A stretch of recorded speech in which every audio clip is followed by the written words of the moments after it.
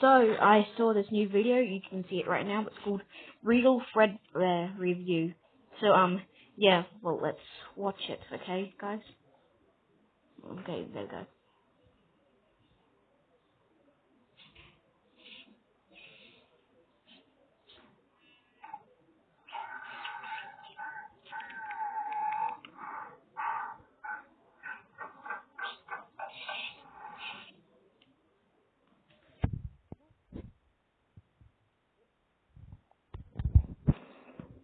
Okay, that was really short.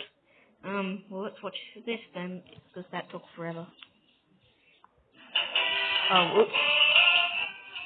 Sorry, too loud.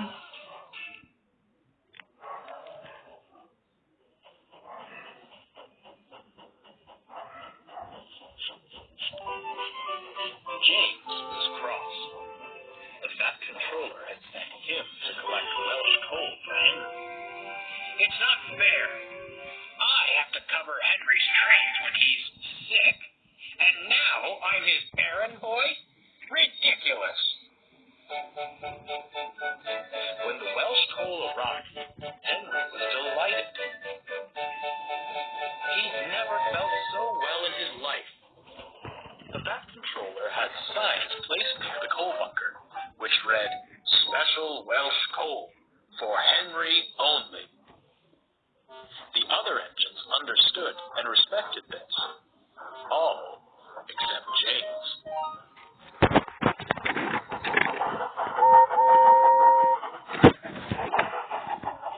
"Look at him, swanking about," James complained to Edward. "I fetched it for him, and I don't even get a thank you." "I'm sure it's appreciated," Edward smiled. "I must admit that coal has done wonders for Henry. Imagine what it might do for us." Edward meant this in jest, but James smirked. "I wonder. Get that idea out of your smoke box," frowned Edward. "You know full well not to take that coal. Poor Henry has suffered enough. He doesn't need you pilfering the one thing that's making him better." James said nothing more, but he began making a plan. Over the next few days, James pestered his crew about the coal. No matter how he asked, the answer was always no.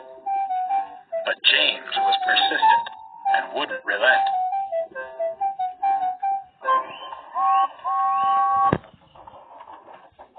"He's insufferable," grumbled the driver.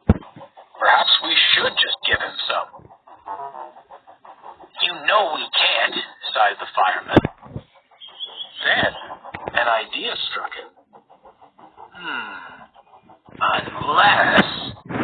The fireman smirked and whispered his idea to the driver. Next morning, James's crew came early to the sheds. "You know, old boy," whispered the driver, "you're right. You do deserve some of Henry's coal.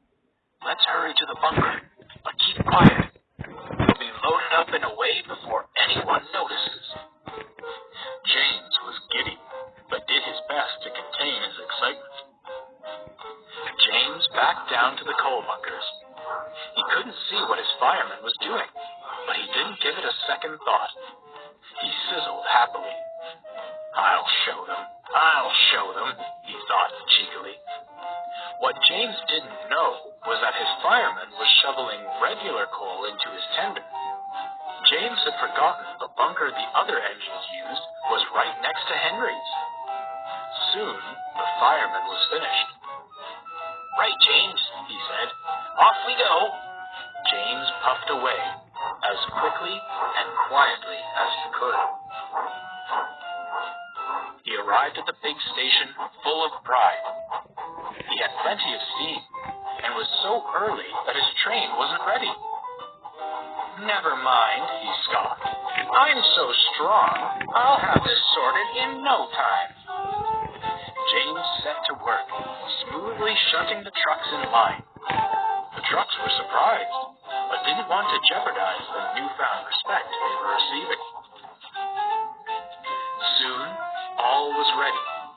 guard blew his whistle. "Here we go, James chortled. The trucks couldn't have held back if they wanted to. James took off like a rocket.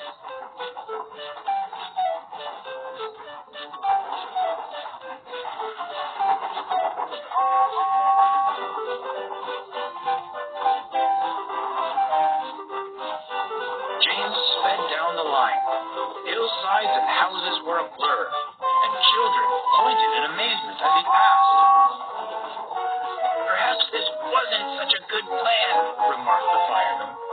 The driver, trying to keep his balance, said nothing.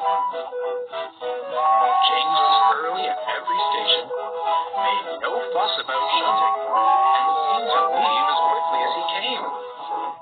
Every passing engine was quite surprised.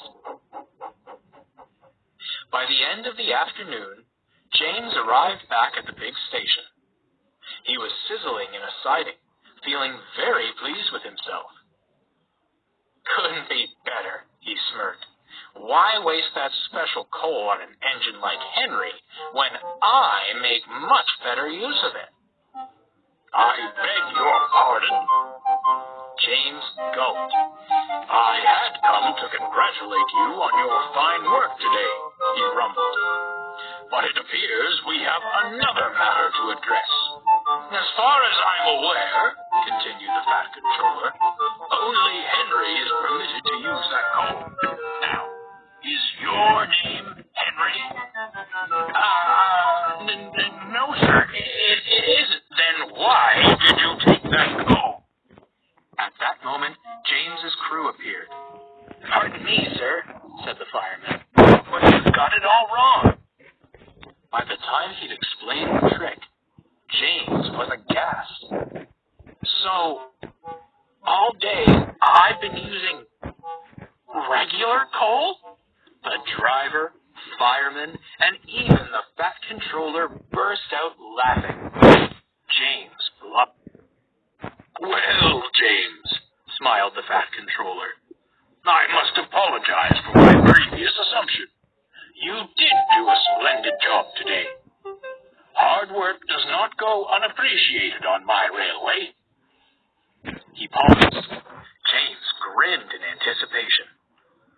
"As such, you will continue good work for the remainder of the week." James was speechless. "Now that we know what you're really capable of, it should prove no challenge for you. Besides," finished the Fat Controller, "I'm sure it will dissuade you from any further schemes of taking Henry's coal." James did stay on good work. He hated it, but wasn't about to disappoint the Fat Controller. He worked hard all week and was thankful when it was over. He was going back to the sheds when he saw Henry and Percy at the coal bunker. "You know, Henry," giggled Percy, "this coal makes me feel stronger than ever."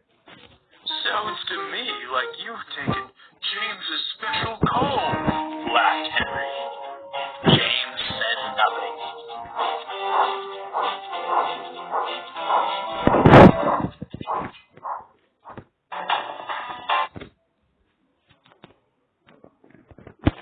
Well, I like that actually. That was really, really good.